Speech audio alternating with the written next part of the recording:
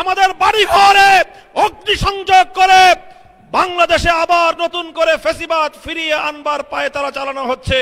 রক্ত দিয়ে যে জুলাই বিপ্লব হয়েছে, সেই বাংলাদেশে আর কোনোদিন ফ্যাসিবাদ ফিরে আসতে পারবে না ইনশাআল্লাহ।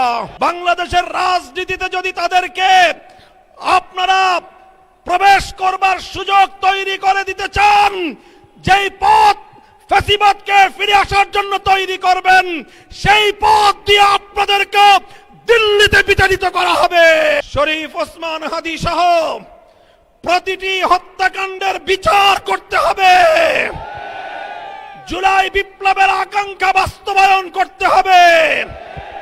জুলাই স্পিরিট থেকে যদি এক চুল পরিমাণ বাংলাদেশকে বিচ্যুত করার ষড়যন্ত্র করা হয়, জুলাই যোদ্ধারা আবার মাঠে নামব, আবার মাঠে নামব, আবার মাঠে নামব।